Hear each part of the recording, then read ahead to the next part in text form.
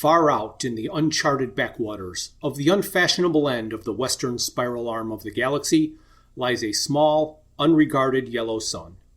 Orbiting this at a distance of roughly 92 million miles is an utterly insignificant little blue-green planet whose ape-descended life forms are so amazingly primitive that two of them think doing a podcast called Digital Watches Are a Pretty Neat Idea is a pretty neat idea. They are Jeff and Bryan. Hi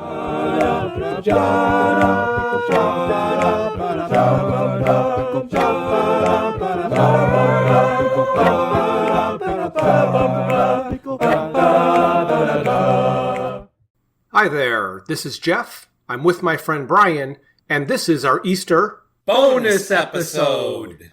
And nobody has to get nailed to anything. Hey Jeff, how are you? I'm doing great, Bryan. How are you? I'm feeling validated. Validated? Why are you feeling validated? Because we finally got our tickets validated, man. Yes, we did.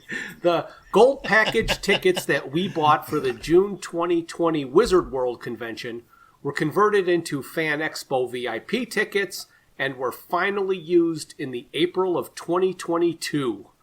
Wow. That's amazing. A long time. It was a long time.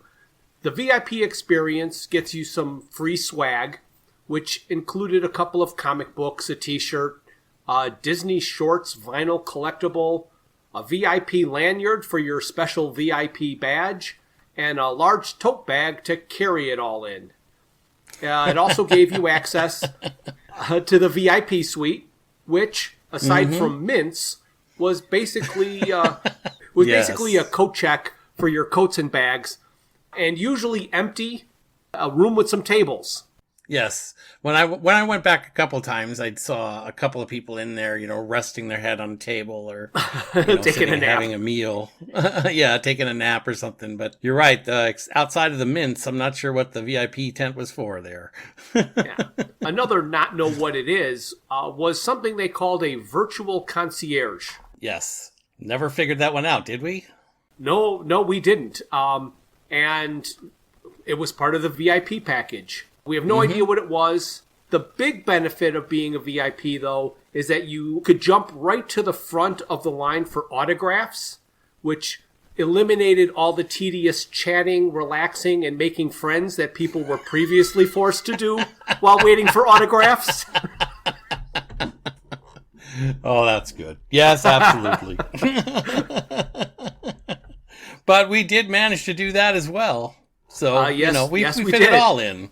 Because even though we were at the front of the line, we still had to wait for a really long time for Mr. Shatner. Yes, that was the longest wait. It wasn't the first thing we did, obviously, but it was the longest wait that we had while we were there. Yes. The price of a VIP ticket is basically $400. Yeah, amazing, isn't it? Yeah. Premium is $120 and is about what we paid for our gold package tickets to Wizard World. The virtual concierge, the lounge, some extra swag, bigger discount coupons at the fan store, and the line jumping are the only upgrades over premium. And I will say the line jumping is fantastic, but that is a lot to pay for line jumping. Yeah, it is. And, well, at least, especially from our experience, we were never in a line, except for Shatner, which we'll talk about at length, I'm sure. But we were never in a line that seemed to have more than 10 or 11 people in it at the time. So It wasn't as if we couldn't find a time where we could have stood there for a few minutes and got our signatures. Right. But the line jumping did allow us to jump in front of those 10 or 11 people. Yeah. Yes, it did. There was nobody that we were looking for autographs from that had any kind of a serious line. There may have been some. I didn't pay that much attention to the other lines for the other celebrities because I didn't have to stand in those lines. Right. You weren't even intending to stand in the Shatner line because you've already gotten a signature from Shatner. So you were just standing there just to hang out with me. So keep you company while you had to stand and wait for Shatner. Yeah. Yep. So that other upgrade, other than the line jumping, is the VIP suite, which was not convenient, in my opinion. It was by all the panel rooms. It was not near the show floor. And my thought was that if it was on the show floor near the food service area, the VIPs could get their food and then have large, uncrowded tables to go sit at and look at all the other people standing elbow to elbow at these little cafe table things. It would also make the suite more visible to the non-VIPs who may see the ability to eat in peace as a benefit and sell more VIP tickets. Okay, so in defense of the Fan Expo people, I do want to say that there might have been some constraints based on the physical space that they had to work with. Because if I think about it logically, their panels were all downstairs in small rooms. And the general hall upstairs was really like a giant open space. Now, they did create a main stage up there with chairs and curtain walls, and they probably could have done that with the VIP space, which to me, as you say, would have been a better way to lay that out. But they literally had the whole building, and they were trying to utilize, I think, the whole building. But so I do want to defend them in a tiny way. It seemed like logistically that was the best space for them to use to create these VIP rooms. They emailed a survey to me. Did you get their survey? I don't recall, but I may have just missed it.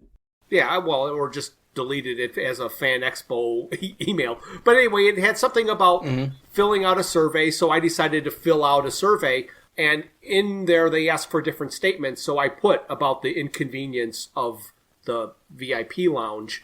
And I doubt they'll make any changes. And filling out an online, what do you think thing reminds me of my post office story. I have told this story to many different people. I don't know if I've ever told it to you, but it's one of my favorite stories, and I'm going to tell it here. All right. I've been with you, and I've gone to the post office, but I don't think I've been with you when you've just told me this post office story. All right. So I used to do a lot of buying and selling and shipping, so I would always save boxes.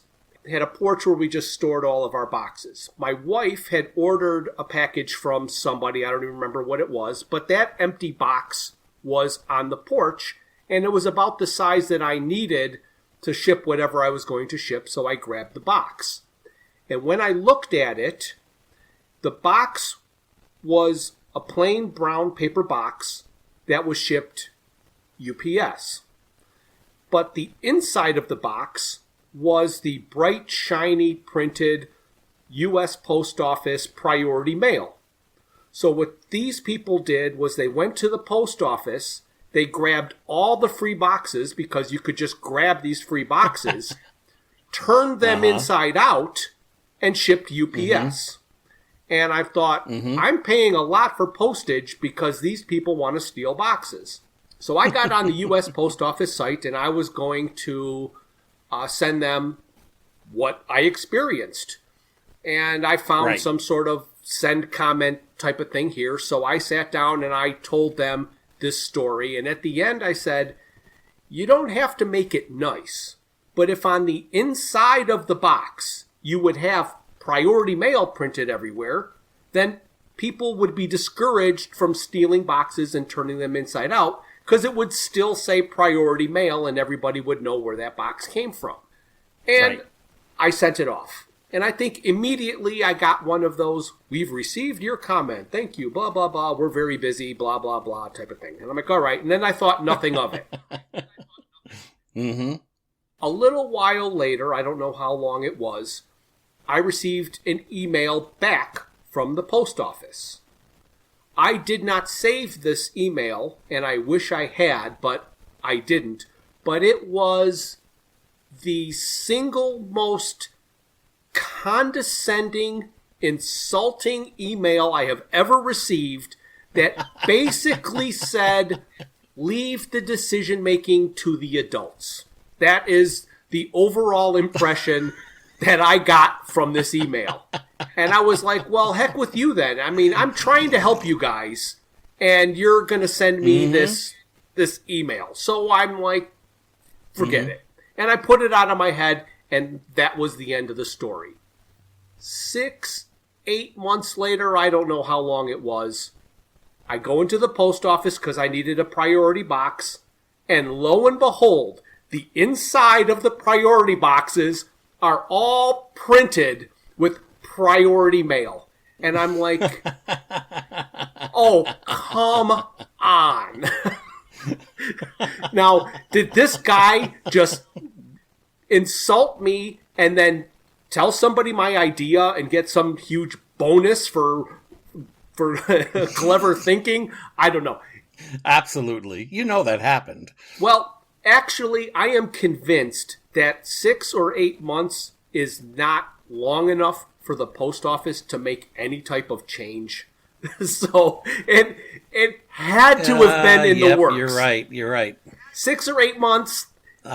Nothing is going to happen that fast in a government thing. So I know it has to be a coincidence, but it didn't not upset me any less because I know that. All they had to say was an email that said, "We'll pass it on." That would have been fine. Like, okay, great. And then I saw it 6 months later, and I'd have been proud of myself. Or we've already have this in the works, or discussing it, or we are aware of this problem. But it wasn't. I wish I saved the email because I couldn't believe what they were telling me when all I was trying to do was help them. But now, about the convention experience. No longer about the post office. Oh, there you go. Everybody loves to hear about the post office, don't they? Oh, yes. On our first day, Friday, we decided to wear our podcast T-shirts. So we had T-shirts made up to advertise our podcast, so hopefully they'd catch people's eyes and we could pass out business cards and get more listeners. The floor opens at 4 p.m. However, opening ceremonies is at 1:30. But the premium and VIP ticket holders, they're able to access the show floor early at 2 p.m. Basically, the dealer room. Right. There's nothing else happening until 4. There's no guests or stars or celebrities or anything. But it's a great way to quickly run through the whole floor and see everything without fighting a crowd. Right. So we were walking into the show, and like immediately somebody's like pointing at us and going, "Hey, cool shirts," by one of the staff members that was sitting there. And you always attribute that to you having, of course, your graphic shirts.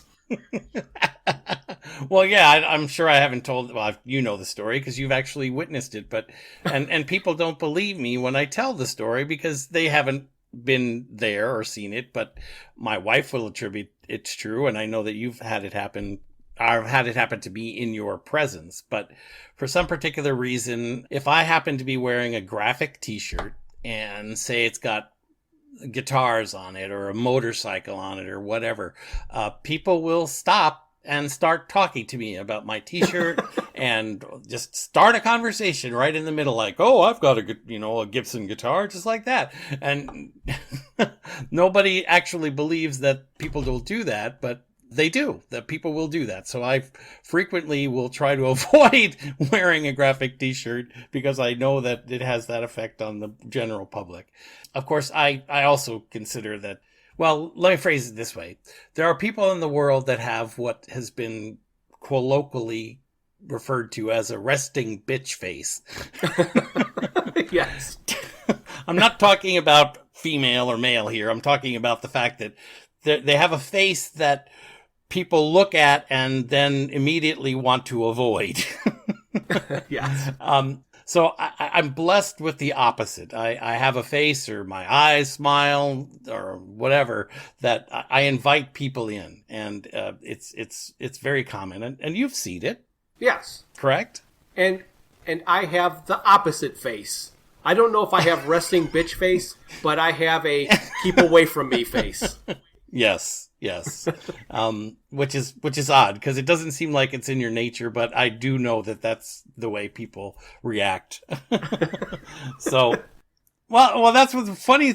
I mean, we're not talking about the costumes. We'll get to that for the next day, but at that point, we're just wearing graphic T-shirts. Right. And I've had that experience before. That was our first experience at the convention. So I marked that up as a success right away. I thought that Yes. was fantastic because Absolutely. people got the shirt. Somebody did anyway, and they commented about it. 4 p.m. arrives and the activities began. Panels started, and some, but not all, actually very few of the celebrities started arriving for their autographs and photo ops. We decided to get the autographs we could on Friday, the first day, to get that out of the way. But since they weren't all there at the Strike of 4, we decided to check out a panel first.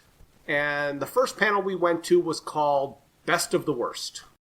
And that's where they discussed what a bad movie really was. Right, but not just a bad movie, but an enjoyable bad movie. Exactly. It was hosted by the gentleman artist who is most famous for his depiction of Charlie the Tuna. And his name was Joe Wass, or W-O-S, I believe. Wass. Okay, Joe Wass. Fascinating character. We interacted with him a number of times during the convention, which we'll talk about. It was funny. We sat down and he started talking about what makes a bad movie, being a movie that you can watch and enjoy because of its badness, and what makes just a regular movie. I wish I had taken down his actual list. What do you remember of the list? One of them was it had to be a musical. Yes, and that's the funny thing, because that's what I remember the most. He also mentioned it has to have known actors, not necessarily stars, but people know. That was another one. And bad acting, I remember he did say that, but I can't remember. There's almost a list of like 10 different things that for him qualified a bad movie as a bad movie. Do you remember any of the others? Any of the other qualities that make a bad movie? I don't. Mm-hmm. I wish I would have written them down too, because it was pretty funny when he was ticking them off. It was so like obvious, like, yep, yep. I think there was also, they really are trying to make this great iconic piece of film, but they just make it confusing and it's ununderstandable. That's right. Yes, he did mention that. That was the other one. That the plot was indecipherable. Yes, he had no idea what it was about.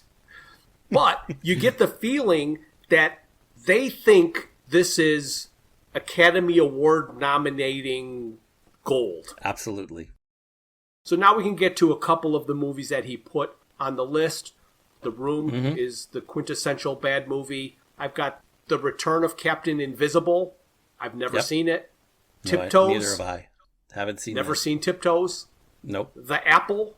I've not seen The Apple. Zardoz. I've seen Zardoz. Nope. Okay. And Sextet, the last movie ever made by Mae West. I've not seen it. And the only movie that he mentioned that I actually had seen was Plan 9 from Outer Space. Plan 9 from Outer Space, yes. That one is another one of those movies. Right, and the only reason I'd seen that one is because a friend of mine is a real big fan of Svengoolie, and so he recommended that I started watching that, and I'd seen that particular film on Svengoolie. That is a Svengoolie film. I promised my friend the other day that I would seek out Sextet, and then he and I would be able to sit down and watch a couple of really bad movies together. Right, so if you find it, let me know where you found it, because I've been looking for that one as well. After the first panel, we hit the autograph area, and I got autographs from John Delancey, who plays Q on Star Trek Next Generation, and Jonathan Frakes, who is number 1, also from The Next Generation. And Jonathan asked about our shirts. He did. He was curious about the shirt, and I don't remember his first comment. We then started talking about the origin of the shirt. He did know the reference to Hitchhiker's Guide to the Galaxy. What I thought was funny is with the badge lanyards and your bag shoulder strap and shirt folds, reading the whole shirt can be difficult. And so he was reading, he went, digital watches. Like, very plainly, and he just said that. And then he's like, then he paused, and he looked, and then he goes, are a pretty neat. I'm like, if you got that far and it didn't click in. You're not that familiar with the reference. But after we told him what it was, mentioned Hitchhikers, then it all came back, and he gave us a reason he didn't remember. Right. So we mentioned to him that it was from Hitchhiker's Guide to the Galaxy, and then he said, "Oh, I remember the book. I was in college at the time." And then I said to him, "Well, what years were those?" And he said 1974, 1978, around there. And he said, "I was back in Penn State doing LSD at the time." Clearly a joke. Clearly, 100%, he was just kidding. Oh, yeah, I think just kidding was the way I inferred that. But it was really funny. After getting those autographs from the two Johns, I guess, Jonathan Frakes and John Delancey, we decided to hit the vendor area, and we just started wandering around. Right, and we're wandering down an aisle, and as we're wandering down, there are two gentlemen behind one of the vendors' tables, and he said, "I love your shirts." And he said, "I've got a special bottle opener coaster thingy I wanted to show you." Yes. And he had a lot of different wooden crafted coasters and plaques and things of that nature. Right. And we look down and we see... We see the whale. Right. A wooden coaster with a bowl of petunias and the whale and the words, "Oh no, not again," on it. And it's kind of cool because the coaster, of course, you can flip over and it's got a bottle opener on the back. And Jeff was like, "Well, that's a cool idea, you know?" And we spoke with him for a few minutes about that. I did think it was funny because you actually said, "Oh, look, the whale." Yeah. And then he said... and Agrajag. And I said... "What?" And then he said, "The bowl of petunias." And then we felt stupid. Here we are supposed to be the experts, and we can't even get the reference. Because even though we know the bowl of petunias is Agrajag, spoilers. Oh, yeah, we haven't even spoken about that in the show yet. No, that doesn't come up until Life, the Universe, and Everything. But anyway, so we spent some time talking with him, and in the end, we were able to, I think we gave him a card, and he took a picture of our shirts. Code. Oh, he took a picture. Yeah, that's right. He did take a picture of the shirts and asked us whether or not we had them available. And Jeff explained that they were available on our website, or his website. And then he took a picture of the QR code and went out there and linked to our podcast site. Yeah, the shirts are available on the podcast site. Right. And after doing that, I was like, okay, we're done. We've accomplished everything we've ever set out to do, draw attention to ourselves and to have someone ask us about our podcast. And that, well, that's not the only story we have to tell today, but it certainly felt like one of the best interactions that we were going to have because we engaged with an individual and we got the result of handing out information about our podcast. Yes, in a nice, non-forceful way. That's right. And that was just wearing our podcast T-shirts. Right. And since we're on that subject, can I go ahead and jump ahead and then we can jump back? Sure. Okay, so the week after you left here, I attended what's called the Geek Fest here in South Jersey. Right. When we were in the Philadelphia Convention Center, we took a picture. Or no, I had you take a picture of me in my podcast T-shirt standing in front of the background, and I posted that on Facebook. And immediately after posting that on Facebook, I got a couple of comments, and one of them was from a high school friend who does woodworking, actually scroll work, wood carving, I'll say. And he asked where we were, and I explained to him where we were, and he said that he was going to be attending, or actually a vendor at this Geek Fest. And so the only reason I'm bringing this up is because there was only one interaction that related to my shirt, because I wore the same shirt to that convention, if you will. Oh, at Geek Fest, you wore your podcast shirt. Right. I wore my podcast shirt to Geek Fest. And I walked around the whole place. They probably had, I don't know, there were 2 rooms full of vendors. Quite a number of vendors. A couple of them are actually also in attendance at the Fan EXPO at Fest. So there were a couple of repeat people. Near the end of my perusing and going around, a gentleman behind the table turned to me and said, "Oh, I had that watch.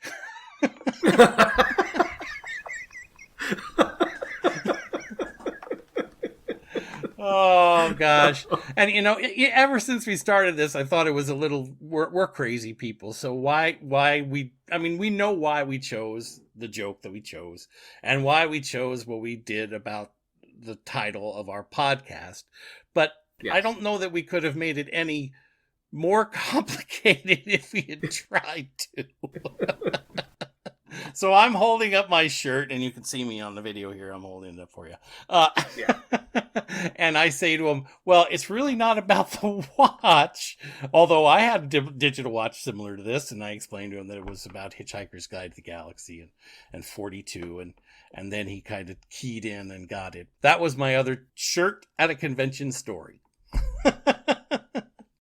My reasoning or acceptance of our podcast and our logo is that anybody who this podcast might be entertaining to would get the joke and understand it immediately. And if they don't, then they're not going to enjoy this or have any idea what we're talking about. Well, they might enjoy it because we're kind of idiots on here, but we're like a bad movie. Yeah, we keep coming out. Although we don't sing much. Well, there's no road signs in front of you. Oh, gosh. Oh, but I'm trying to think. That was the first day, and I don't have any more notes about that day. Do you? Yes, I do have a couple. Okay. So originally, I passed up the coaster / bottle opener. When he was talking about it, he said that at first he just made coasters, and they were real thin, and when you put wet bottles on wooden coasters, they tend to warp. So he said he was tired of giving refunds, and he wanted to make them thicker. And he's like, well, as long as I'm going to make them this thick, I might as well put a bottle opener in it. And so that's how that idea was born. Mm-hmm. But I did go back and bought the Whale and Agrajag on the bottle opener coaster. And he said that it was a new addition to his catalog, and he didn't have time to apply the protective coating, so he was going to mail it to me. And I said, will you sign it? And he's like, sure. And he signed it. And then I saw him numbering it. And I asked him if he already had a predetermined number of how many he was going to make. So he turned it so I could see what he was writing, and it said 1/? And I thought that was perfect. Yes. So the second panel that we went to that day was called the Sketch Duels. And that is where 3 different artists all sat up on the dais and sketched ideas from the audience. So it was kind of like seeing an improv troupe act out a scene, except instead of acting out a scene, they would make a sketch based on suggestions. The artists were Mike McCone, Jason Badower, and Ariel Diaz. There were actually 3 different themes. One had to do with fairies, and there might have been a setting for the fairies, but I don't remember what it was. And then there were dragons in the water or something like that, because somebody had said that they don't like drawing water, and so somebody, of course, threw that out. And then one was based on the art of George Perez, who is a retired American comic book artist who's suffering some serious health problems right now. He's most known for the Avengers for Marvel Comics and the new Teen Titans for DC. Mm-hmm. Right. So we so enjoyed this first one that we did attend 2 more, but this was the first of the 3 that we attended. And what we really liked is at the end, they raffled off all the original drawings. Correct. That was exciting. We kept calculating the odds of whether or not we were going to win based on the number of people who were in the room and the number of tickets given out. Yeah, there were like 15 people in this first panel and 9 drawings, so we were thinking that we might have a chance. And we each won one. That's right. I mean, I really enjoyed mine. I got the one from Ariel, correct? Yes, you got the second drawing from Ariel the third one. you got the third one with the art of George Perez. Mm-hmm. And there's a picture of one of his characters. Yes, and I got the last one from Mike McCone, who drew a portrait of George Perez. Right, which I think is really cool. Yeah, so I've got that one framed now, and it's going to go up in my office. I haven't bought my frames yet. I still have to get out there and buy some, but that's where all these images are destined to go. Oh, another person that we found on Friday was this artist who had a lot of great black and white sketch drawings all over. And I'm flipping through the book, and they've got all these characters from all of these properties. And I asked if he had anything from Firefly. And he says, oh, that's something that I've been working on. I was just telling my wife I've got to start getting these Firefly things. And so I kind of passed it up. And the reason I asked him about that is I've got had a couple of blank trading card sized white blank cards that I've wanted to have commissioned into custom cards to add to my card collection. And I've not known what property that I would want to have done. So there's a lot of different things that I collect, but they're not necessarily familiar to the current artists. But Firefly pretty much is. So I thought, I'm going to ask about Firefly. And he didn't have anything to show me, so I walked away. And as I'm walking away, I'm thinking about it, and I'm like, I liked all of his stuff. He wants to include it in future sketches that he's coming up with. So I said, I'm going to go back and see if he's interested in doing it. So I brought the cards back. Yep. I showed him the cards. I asked him if he'd be interested in doing a couple of sketch cards for me from Firefly.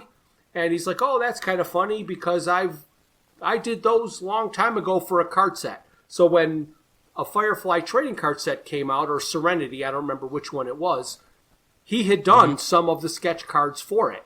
So I'm like, then I was right. You are the perfect guy to do this. And so on Friday, I gave him the 3 blanks, and I said, I want Mal, and I want Inara, and I want River. And he's like, all right. I says, I'll be here all weekend. Here's my phone number. Text me when they're ready. So off I went, and Saturday I get, this is Ted Woods, your cards are done. And I went back, and they're beautiful, and I am so happy I got them. And now I need to get more but I want to get different artists.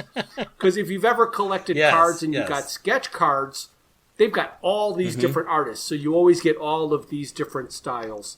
So hopefully I'll be able to go another show, find another artist, and get 3 more sketch cards from different artists and to have fill out my set. But I was very happy with him. He did a great job. Yeah, the Fan EXPO especially. You've had more experience at different conventions than I have even. But the Fan EXPO group seems to have done an excellent job with their artist alley. And all of those artists were willing to do commissioned work at their table. And in fact, one of the things, we didn't take advantage of it, which I kind of regret at this point, when we were talking with Joe, the artist that does Charlie the Tuna. We did that on Sunday. We talked to him at some length. Yeah. He was offering the opportunity to draw, an animal or your favorite animal or something. What's your favorite animal? Right. And he says that normally he travels with his daughter, who is also an artist. They do commission work there as well. So almost every one of the artists that were in residence at the convention would have been willing to do that. As you say, the trick was to find an artist and a style and a method that you really like. And he did a fantastic job. The cards are gorgeous. I mean, they're very well done. Yeah. And it was in the type of drawing style that I was looking for, which that's the hardest part. Like you said, there's no shortage of artists who will do commission sketch for you, but to find one that will do it and meet what you have in your head, that's the hardest part. Right. He certainly did an excellent job. So after that, we wanted to, see if we could learn anything. So we caught the end of a live podcast that was going on there called The Best Little Horror House in Philly, where they have a guest on and they ask the guest what they say is the best horror movie ever. The host automatically agrees, and then they discuss why it's the best horror movie ever. And then they talked about the Army of Darkness. Yes, they did. Well, they literally, I think, talked all the way through the movie, every single scene, every single verbal piece of dialogue. Yes, pretty much. Pretty much. And then one of the things that we learned is that doing a podcast live and doing one like we are now just over the internet is quite a different presentation. Like here, we're just having a conversation and things happen and lots of editing that you can do, but when you're doing it live, it becomes more of a performance, and it was kind of weird watching a performance versus a conversation. And then there was the after party. Right. That was interesting. Yes. Absolutely. So you want to talk about the after party? After party? Yeah, that'd be a good idea. Why don't we do that? The after party was in the Marriott in what they call the Circle Bar, I think it was. That's where we were told that it was. And there was to be an event there sponsored by the Fan EXPO people. And of course, it was just across the street. And we headed over just across the street and we asked around. We found the bar. It was just through the main set of doors. And we looked around and we're like, where are the people? Yes. Yeah. Where are the people who are drawing? It was just bar attendees. What was the name of the event? Yeah. What Drink was the and event Draw. name? Right. The Drink and Draw. And we expected that there would be people there with handing out papers or talking about drawing or something like that. But that isn't what happened. But what happened next was... What happened next was we quit looking for the Drink and Draw and just decided to drink. So we're standing at the bar, and a guy walks up and sees my shirt, and he asks, "Do you have a podcast?" And then he tells me that he has a podcast. And he's a guy named Sean from a podcast called Scene Invaders. And he also does stand-up comedy. Apparently, his podcast is pretty successful because he starts quoting me statistics about the second most popular independent podcast, and then I zoned out because that all means nothing to me. There's a commercial that I see that has a character spoofing a TikToker doing a challenge on the street, saying that he has tens of listeners. That's what we have. So I want to personally thank each and every one of you who are listening and have listened before and who will continue to listen because you're one of our tens of listeners. Well, I have faith in... Oh, yeah. He invited us to be on his podcast as guests, and I've not contacted him. But if I ever do, I expect him to have no idea who I am. I was curious, so I listened to 2 episodes of his podcast. He's not on every episode.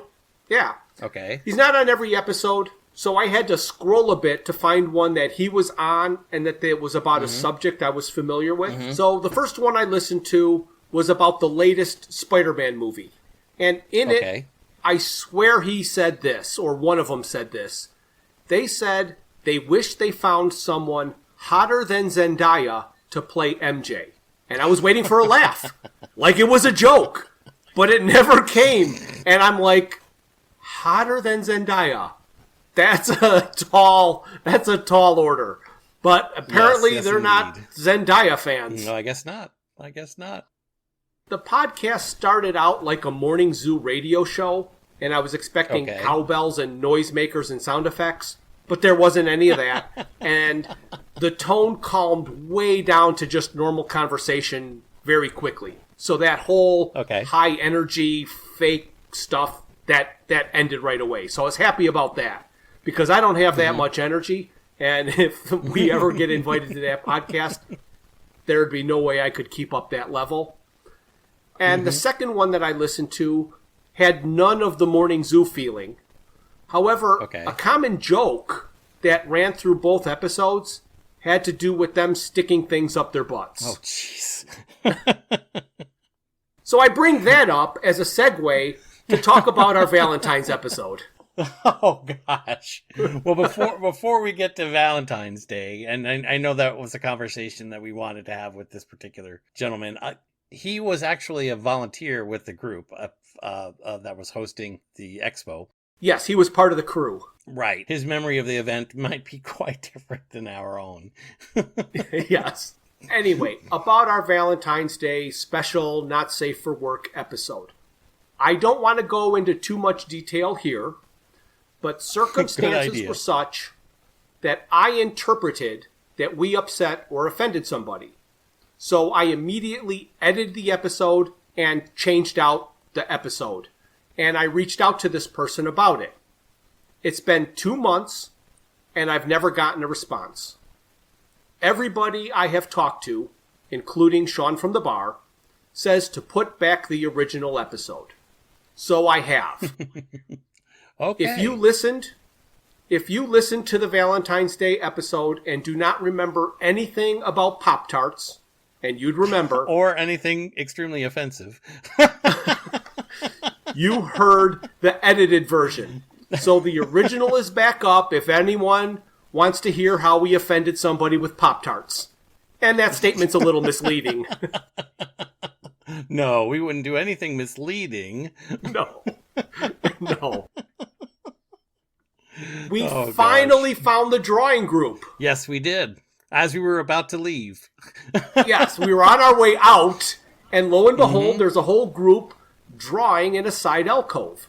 Because the hotel forgot, using air quotes, to reserve space for them. Right, and there again was our friend from the previous interaction hosting the drink and draw. Joe Correct. Was there. Joe and, was, yes. He was the main host, and there was a couple of other coordinators standing there, all very nice people that we interacted with and spoke with.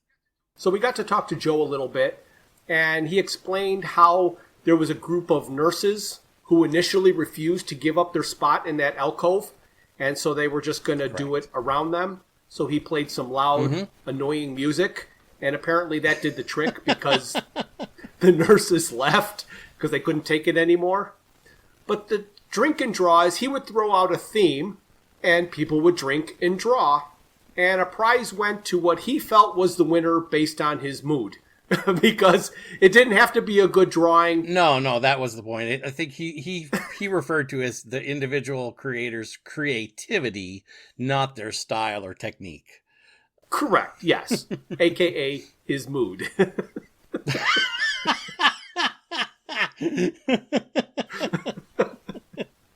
Oh, gosh. So he held the Best of the Worst panel earlier in the day about the best worst movies. And Bryan and I had a disagreement, and so I asked Joe to be the mediator. We still do. Yes, we still do. So Bryan thinks that Ishtar is the worst movie ever made, and I said it's actually a pretty good movie, and Joe didn't totally agree, but he sided more in my direction than Bryan's. So we still disagree, but I'm going to watch Ishtar again just to make sure it's what I remember it being. It's been many, many years. And I did describe to him that, or to Jeff anyway, not to Joe, but that I was eager to get my 2 hours back. Yes. And that I don't think I could possibly force myself to go through it again. But I also remember, and this is the odd part, because it's been a long time since I've seen that movie, that there was a moment in the movie where the movie jumped the shark. And for me, and we talked about this too, because it's happened to you, it's happened to everyone, where all of a sudden the credulity is just out the window. You're like, okay, I'm done. And it just, at that moment, you have no compassion left for the actors, actresses, or anything in the film. It's just over. And you're sitting there wishing you could go home. Actually, we didn't talk about this then, and we didn't bring it up with Joe, but the jump the shark moment that kind of tops the worst movie experience that I remember on a movie that a lot of people say is a great movie is the movie Speed with Keanu Reeves and Sandra Bullock. And when that bus jumped the gap, I was done. No, we didn't talk about that. No, we didn't. But there were so many things in this movie with a city bus doing 90-degree turns and never dropping below 50 miles an hour. because the way you would go around a 90-degree turn would be to slam on the brakes and skid around the corner. Not, well, I don't know, maybe it was, Speed City Bus Tokyo Drift, where he's spinning the tires, keeping it up at 50 miles. Oh, the longer that movie went on, the more I hated it. Oh, I know. And this is the controversy that'll probably haunt me here, but I'm going to say it. Keanu Reeves, I mean, come on. Is this an actor or a puppet? Now, tell me you love Keanu Reeves. Well, by saying that, you've never seen John Wick or any of the John Wick John movies. Wick's? Oh, my actually, God. I have. And he is... You like the John Wick? I loved John Wick. I would have never expected that he could pull off John Wick, but he does. The problem is, I'll give you that. As you get into like John Wick 3, the fight scenes become a bit repetitive. There's only so many super creative ways to break a guy's arm or kill a guy, so they reuse a bunch of them. And so, yeah, I totally like... Well, I guess the point that I would say about him is that if he stays in his lane, he can do what he does. But whenever he tries to go outside that box and act like a human being, I just can't see it, Yeah, I will say John Wick is not a human being the way you would expect a human being. Right. He doesn't have the emotional capacity. Okay, go ahead. No. Yeah, good idea. No. Well, I'm going to get in trouble. There's going to be 100 people that'll say, what the heck are you talking about? Of course. Tens of tens, not hundreds. Yes, the tens of tens. Oh, come on now. One day it'll be hundreds. I promise. So, yeah. Well, you know what? That's what even Sean said that. He said that their podcast didn't become popular until after their 200th episode. And he's, it takes a while. Somewhere up in that high range, Yeah. We may never get to episode 200, but at some point somebody might think us funny.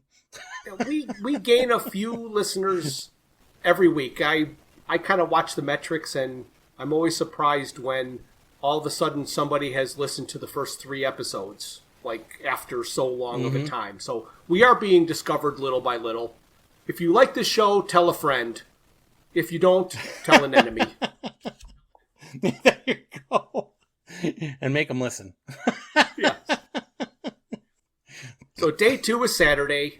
This is the day that we are going to go the extra mile and go in cosplay. I was the Golga Frenchen captain, and Bryan was a telephone sanitizer second class. I will compare the attendees' understanding of my costume to what I heard Bruce Campbell say in an interview when asked if he could just walk down the street.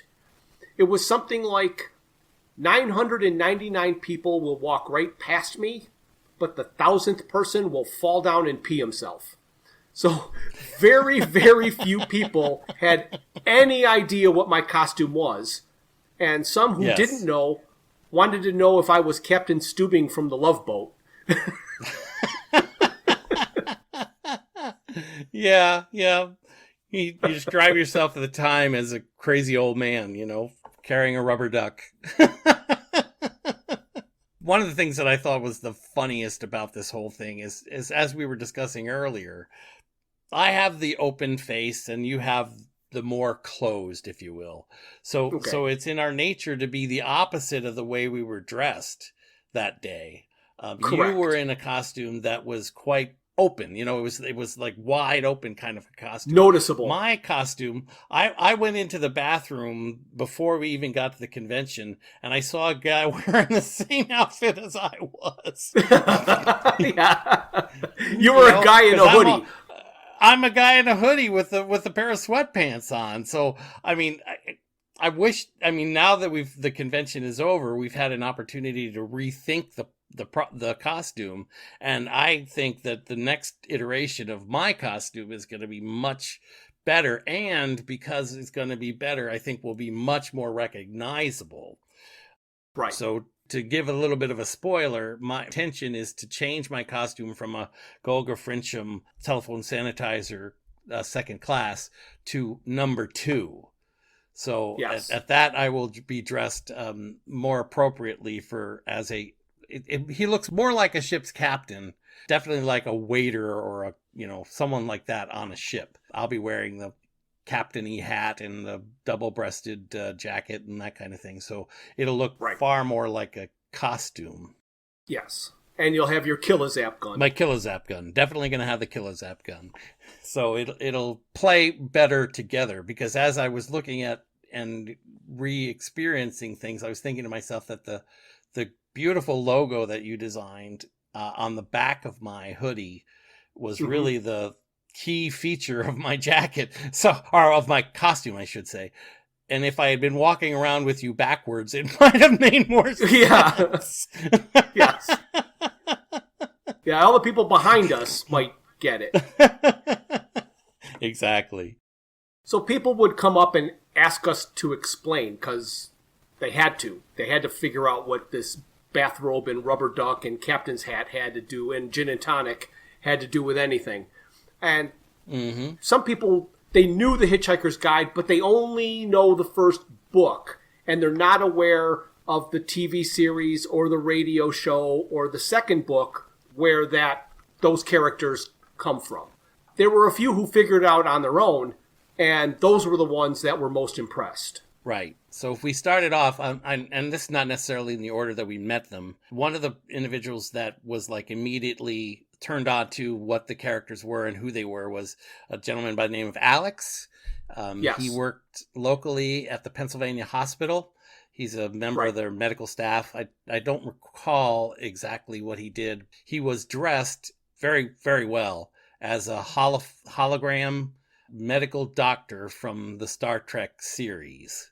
Yes, the with emergency the medical hologram. H on his forehead, which what I thought was brilliant, because of course later in the series they did do that. We spoke with him at length. He had some insight as to what he thought, whether he thought the Wizard Con approach was better than the Fan EXPO thing, and all that kind of chatter about the convention. But he was impressed with the costumes, and we got out our gin and tonics, and he took a couple pictures, and that was a really fun interaction. Yeah, that was fun. We talked with a couple of other people. Who else do you remember? Oh, well, shortly after that, you were going around the corner, and I was a little bit behind you at that, and you told me that there was a gentleman standing there with his partner wife. We wouldn't know which, but and he yells out, "Oh, go Frincham B-Arc, I get it." Yeah, that was my favorite, I think, because they just knew immediately. Can we get a picture? Right. So we had to take selfies with people. Yeah, that was fun. That I'd never had that experience before, because obviously I don't think this is the first time I've gone to a convention wearing a costume. Right. We gave them a card, and we spoke with them for a few minutes, and he was very interested in the entire idea of the podcast. So hopefully we'll pick up a listener from that interaction. Yeah. Yeah, we also were in the aisle, and a vendor stopped us, and he spoke with us about the costumes. He was really impressed. Is that the artist from Delaware? Yes, the artist from Delaware. He called us over and asked for a picture. We had a picture take. We took a picture with him. My favorite interaction was with the folks that were in the Shatner line. Yeah, we had 2 different interactions with them. We did. The funny thing about the Shatner thing was that that was Saturday, right? Saturday afternoon, Shatner was at the main stage. And both Jeff and I had seen or were aware of the fact that he was supposed to be in Chicago on Sunday. Big Star Trek convention in Chicago. And I think we've spoken about this before. That's my thing. The Star Trek people are the ones that I enjoy seeing. Right. And if it hadn't been for the fact that this convention was scheduled that same weekend, or would have more than likely gone to Chicago to be with Jeff there, and we would have attended the Star Trek convention. Yeah, if these were on consecutive weekends, we'd have done the double bill like we did 2 years ago. Exactly, and that was our original intention. So we went over to the lady, the keeper of the gate for Shatner, and asked if he was going to be signing autographs after his performance on the main stage. And she said, well, yes, maybe if his line is long enough. Yeah. Um, and at $120 a piece, I'm thinking, how long does the line have to be for him not to think, oh, that's just pocket change? Right. For me, I'm thinking, oh my gosh. Anyway, so I bought a ticket. Jeff already gotten his Shatner Yes. autograph, but this was my first opportunity to have an autograph by Shatner. And as I claim to be a Star Trek fan, I'm not sure how I got this far without one, but I did get that. But as we were standing in line, we met a couple from Mays Landing, New Jersey, if you're not familiar, shore town. They have a collectibles and museum in Mays Landing called Farpoint Toys. For Right. those who know the story of Next Generation, all starts with Farpoint, et cetera, et cetera. So they were fans of Shatner and the entire Star Trek retinue, and they were there in line to get very odd Captain Kirk figurine signed for their collection. Right. And I believe they called him Bad Kirk. Is that what it was? Bad Kirk. Yes. Bad Kirk. Very bizarre, odd figurine that came out with Captain Kirk in some sort of like battle armor or something, right? Yeah, something that never appeared in the movie it was supposed to.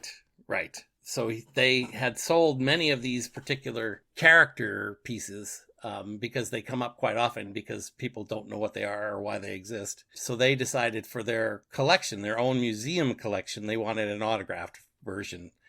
So they had it mint in box and they were having it signed. And we had quite an enjoyable conversation with them about Hitchhiker's Guide and Star Trek.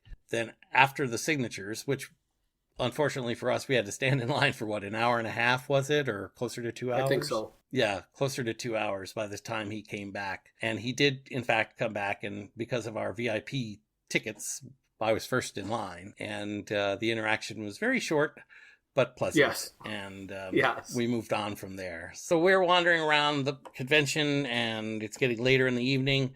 And we're going back and forth. And all of a sudden, we run into the same couple again. They came up to us and said, we've been all over this convention. We've seen all these different people in all these different cosplay outfits, and we believe that you two are the best. Yes. And they asked if they could get selfies with us and if they could take our pictures. And we were so delighted. Absolutely. For what they said and the time that they spent with us, that we enjoyed having our pictures taken. And I look forward, because being a South Jersey guy, I will probably have an opportunity to go to their shop and visit them at the shop and perhaps pick up some more Star Trek items.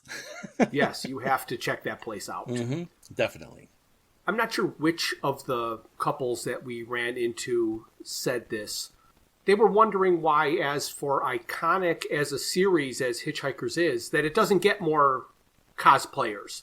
And we kind of treated the question as rhetorical back then.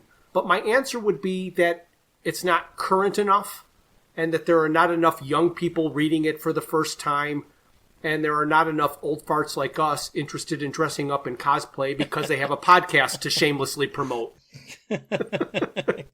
Shamelessly. Shamelessly is accurate.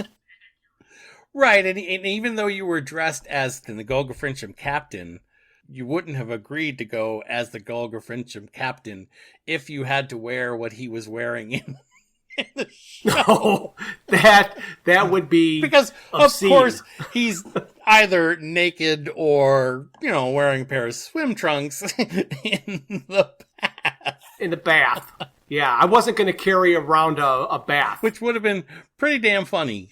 Just by wearing a bath robe, I think one or two people recognized the bathrobe, but were thinking more along the lines of Arthur, because of course that's what he's wearing during the entire TV series, I say technically he has a dressing gown. Yes, that's true. That's true. And it's colorful. And you were wearing just plain white or off-white. Yes, I did not want it to be confused with Arthur at all. And I made sure I got the whitest, fluffiest bathrobe that I could, as opposed to just like a darker plaid or something dressing gown like Arthur would be wearing. Right. And of course, you related the story to me, and we may have talked about it before, but where you wore shorts the first time you had the costume on, and you felt that was Yes. kind of awkward. It was horribly uncomfortable. Because of course your robe would fall open, and I don't know. I can. You're trying to enjoy a panel, and I keep having to pull my robe closed because it's just falling open. And if I needed to get my wallet, I didn't want to just whip open my robe. Oh gosh. Well, that reminds me about when I was in high school. I didn't intend to tell the story, but well, here we go. I guess might be in 8th grade. I think about it, because at some point when you get old enough that you're too old to trick or treat, but you still want all the candy. Right.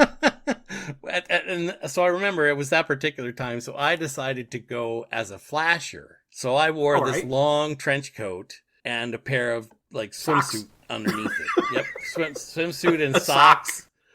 And so we'd go up to the thing and I'd flash people, and everybody had normal reaction. But I remember this one particular house, this old lady was there and she just jumped out of her skin when I flipped my jacket open.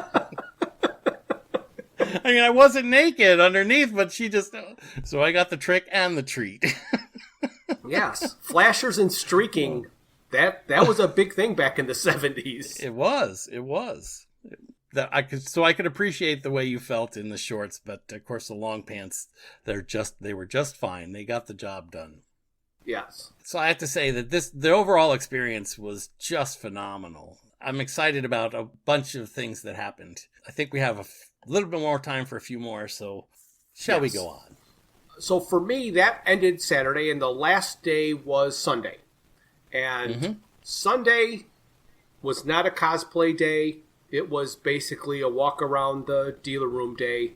You had your podcast shirt back on again. I did not wear my podcast shirt. I can't remember what t-shirt I wore. Again, it wasn't that one. I have no notes of Sunday. Sunday was a real non-eventful day. So if you've got anything to talk about on Sunday, good. That would be great. Yes, Jog I my actually memory. do. Good. Well, yeah, it's kind of funny because obviously you were getting on the plane, so you didn't necessarily want to wear your podcast shirt. But you borrowed a shirt from me. You wore the 42 that's right. shirt, so yes. your very first iteration of a Hitchhiker's Guide to the Galaxy shirt. And Correct. You might want to describe that. It's a Don't Panic shirt on the front with a large number 42 on the back. When I was designing the shirt, I was trying to come up with a font that had the right look and feel to what I wanted.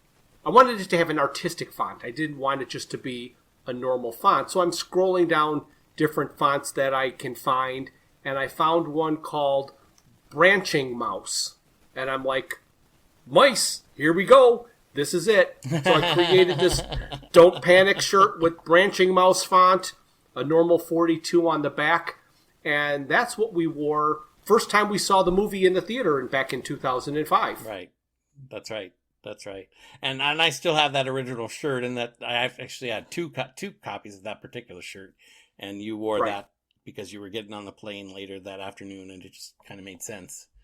But during Sunday, you did some comic book diving, and I walked around quite a bit, and I had an opportunity to speak with a couple of different people. I spoke with a gentleman who does some work with wood, makes custom dice boxes, and I had a pleasant conversation with him about my attempt to make a dice box. Many of you people probably already know what a dice box is, but you drop the dice in the top and it comes out the bottom and into a tray. And I wanted to design one for my son that folded into itself so that you could collapse it or actually feed it into itself. I mean, there's a couple of different ways to do that, but I wanted it to be not that you have to tear it down and put it back together again. I literally wanted to be able to fold it together or slide it together. And I had some success, but not what I expected to have. I made 3 different prototypes, all of which failed on some small level. And then in the end, I created a box just for dice, which looks like a leather-bound book. And Right. I used real leather and real rope to create the binding, and nice piece of spalted maple that I had for the cover. And anyway, I made that for him, and I shared pictures with Daniel from All True to You Custom Woodworking. Very, very great guy and interesting conversation. Another conversation with a couple from New York City. Before you go on, I want to ask you a question about the dice box that you were building. Yes. How many dice boxes did you plan on building? Well, I planned on making one. What's the difference between the one you were going to make and prototype? Oh, well... You're saying you made prototypes but you're only going to make one. So if the first prototype worked out, it'd have been it. Well, yeah, yes, and or no. Okay. And in this particular case, and you know more than most about me and my woodworking and stuff, but the thing that I always try to appreciate the most about my style of woodworking is the concept that you make stories with your art, if you will. Despite what you say about your drawing skills and that kind of thing, I consider you a very good artist, so you understand the process of art and the process of creation. Yes. I had already determined that I was going to use a specific piece of wood or pieces of wood in my final piece. Your prototype could be a finished one, but it's going to be made with garbage wood, not the final finished wood that you would make it with, because that's expensive wood. But you could get a bunch of cheap pine and create and say, oh, it'll work. And then you could just recreate it with your final wood. That's 100% correct. I had spalted maple, which is very expensive. I didn't actually pay for it, believe it or not, because I got it from a tree that I had cut down and sawn into slabs. So I own these huge slabs of spalted maple wood, which I originally intended to make into just a simple workbench, but due to the figured maple and the spalting and the ambrosia, the wood is way more pricey. I mean, I could sell this stuff for a ton of money, but I already own it, and I knew I was going to use a piece of this to create this box. So I was using plywood, thin plywood, to come up with the design, and I'd have to show it to you, but it never panned out the way I had hoped it would. I wanted to be able to like slide it apart and put it together, and it just didn't. Every attempt I made, I came into a situation where I was like stuck, because every time I put it together, this piece of wood would be blocking that piece of wood, and it just didn't quite work. So yes, the prototype, which is pretty nice and does function, is a pretty interesting little thing, but it wasn't what I ended up with, as I said. Right. So anyway, as I was saying, I spoke with husband and wife from New York City. At least they've recently been in New York City. They moved out of New York City. They're now in Pennsylvania. They own a company called Spitfire Labs. They and you and I spoke with them too. They make plaques with beautiful carved cherry, and they did an inlay on top of a couple of them. One of them has a carved laser image of the Enterprise, and over top of that, or outside of that, they have resin that made it look like a star field with blue and black resin. And I spoke with her at some length, because she is a Hitchhiker's fan. I gave her our card, and she said that she'd like to do an image for Hitchhikers. But again, we had that same conversation. Even though there are fans out there of the series, what would people consider an iconic image for Hitchhikers? Well, you get the whale and the petunias. The whale and the petunias seem to be the one thing that's consistent throughout the thing. And the words "Don't panic." And the number 42. We had an interesting conversation. Mm-hmm. And every once in a while, you'll see the laughing planet. Right, exactly. That was part of our conversation and really enjoyable. I think it's funny. I was looking at their card, and I'm not sure, but I think their names are Andy and Brandy. Oh, how unfortunate. Isn't that interesting? Yeah. Well, and it's funny because it's not on their, oh, it actually is on their card. But if you go to their website and that kind of thing, it's not there. The Spitfire Labs, they don't mention their names. Oh. And I always think that's interesting because I would have thought that that would be a part of their identity, but in this particular case, it's not. So one of my favorite interactions for Sunday was I was wandering around the convention hall, and for some reason I walked down an aisle that I hadn't been down before, and there at the end of the aisle I met a group calling themselves the Roddenberries. Oh, and I haven't heard this. Yes, they are a local, and I mean local to the Philadelphia area, Star Trek themed party band. Oh. And I honestly was surprised that I'd never heard of them before, but they do parties all throughout the tri-state area, and I just was beaming from ear to ear as I was talking to these guys and the young lady that was there as well, just enjoying the concept that they come to your party dressed in Star Trek uniforms and sing different songs and songs from, songs that relate to the show. And it was just a really great, fun interaction. If you happen to be in the Philadelphia area and you hire the Roddenberries for their musical talent, then please invite me to your party so I can hear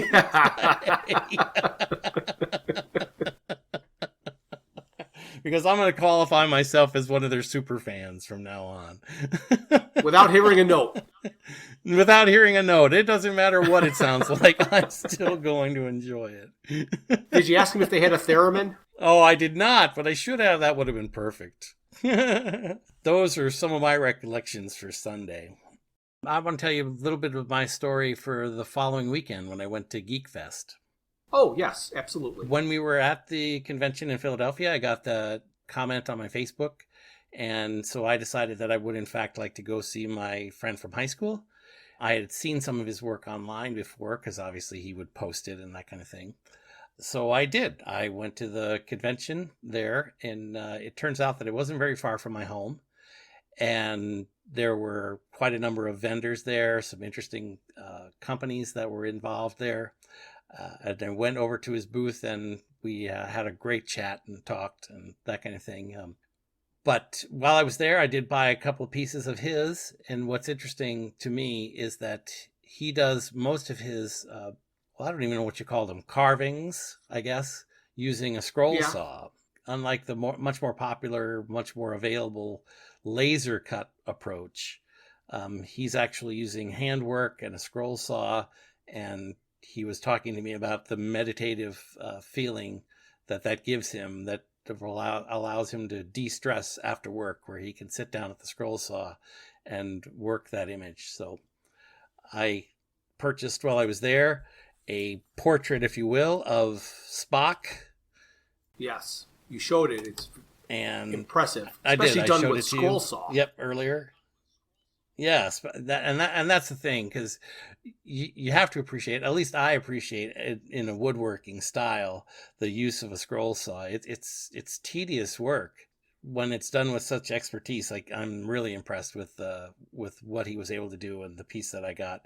Also got a badge that he created for for Star Trek badge. Yep. And then one of my favorite little pieces, he created a signpost. Now, this one actually is laser cut, but it's a signpost that has all the little cities, towns, and areas associated with the Princess Bride movie. Right. It's got Florin and Gilder and the Cliffs of Insanity, the Fire Swamp, the Pits of Despair, the Thieves' Forest, and Miracle Maxes all pointed out, so you would know where to go if you happen to be in that area. Yes. To add to the weekend, I got one more piece, and we haven't even talked about this. I think there's two more things we want to talk about. You came over to my house. You got there on Thursday, and I don't exactly remember what we were discussing, but we were talking about television shows and things that we had watched or things that you would like to see. Correct. And you mentioned that you had not seen Squid Games. And I had no idea what he was talking about. Right. Of course, I hadn't seen Squid Games, nor had I heard anything at all about it. But because I had the right streaming service, I'm like, oh, let's do it. And Squid Games is a serialized show with, 8 episodes? 9 episodes? You remember? 9 episodes. 9 episodes. And so we started off watching Squid Games. And if you haven't seen it, I'm hesitant to recommend it. I mean, I'd like to recommend it because it's a fantastically unique show. And I don't want to spoil anything that could spoil the show for you. But you have to have the kind of, well, I don't know, how would you, what personality would it be that would really enjoy Squid Games? I don't know if you could define that, but it's definitely not for everybody. It's not a straightforward show. There is violence. There are some horrific scenes, so if you don't like violent shows, it's not all violence, but there are very brief moments of very intense violence. Right. And as my wife described, she actually watched it with us, and she was satisfied that she got through to the end, because it is a satisfying show in that respect. But she kind of likens it a little bit to Kill Bill, and that kind of, I won't even call this gratuitous violence, because he kind of steps over the edge of that. Yeah. You know, so because at least in Kill Bill, you know, you're like seeing streams of blood flying all over the screen, and you almost laugh because it's hysterical. Not hysterical, but you know, you almost laugh because it's improbable physics or whatever. It's you were comical horror. Before. Yes, comical horror. That would be a good way of saying it. But as I was going through the Geek Fest, I was talking with a gentleman from Delaware, fascinating young man, but to me, all of them are young, who was telling me his story about how he'd laid back for the last 3 years and that this was his first convention back out. He was an artist, and Delaware is not very far away from me, so I consider him a local artist. Chatting along with him about inspiration and the process of creation of art. And I happened to look down at his table, and I saw this image, which of course is a visual thing, so I'm sure nobody knows what I'm looking at the moment. But how would you describe this image, Jeff?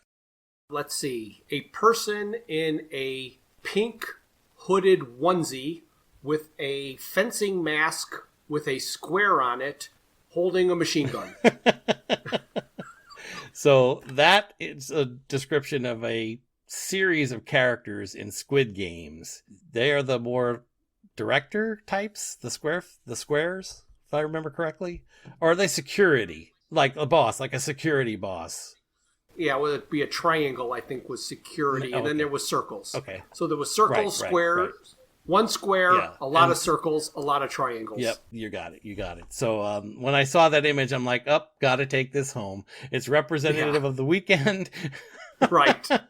And for me, it'll be hanging on the wall with the other images that I collected during our time in the convention. I'd have to say, I do want to remark that each and every person that we met, every one of them seemed excited to be out and about. And I know with I can't say we're post-COVID, but the COVID world that we've been living in, they really seem to enjoy the opportunity to be out with other people and just had a great time. I know that the vendors are there to make money, but they seemed more than willing to interact with anyone who would speak with them.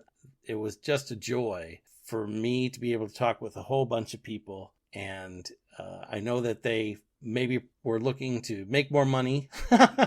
Right. Every one of them, they listened, they spoke, it was a great opportunity for us to be out there, out and about again. And I just wish I could tell them all thank you once again. So, absolutely. But that brings us to the end of our weekend. I also had an absolutely wonderful time, and I am so glad that conventions are back in full swing. I do want to mention that our next episode is going to be about the book Restaurant at the End of the Universe because when we recorded our last episode about the game, we had no idea where that was going to fall in the order. So I couldn't tell you what the next episode was going to be. So I'm letting you know now that the book Restaurant at the End of the Universe will be the first Thursday in May. Awesome. All righty, Jeff. I think we've reached that point where it's time to say goodbye. So say goodbye, Jeff. Goodbye, everybody. Enjoy your gin and tonics. Thank you for listening to Digital Watches Are a Pretty Neat Idea. Look for us the first Thursday of every month for a full episode. We will also release a bonus episode later in the month. A very special thanks goes out to Luke, Max, Greg, and Tim Lesnick for arranging and performing our opening theme. We would also like to thank our talented friends and family for their voice work on our introductions and commercials. Visit our website at digitalwatchesareapretyneatidea.buzzsprout.com, where you can find links to all my Hitchhiker's Guide to the Galaxy inspired t-shirt designs.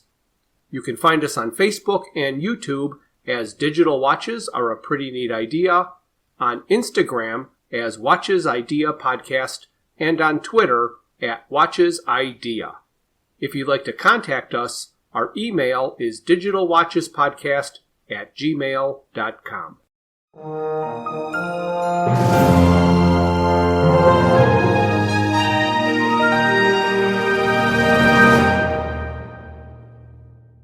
This has been a Froods for Thought production.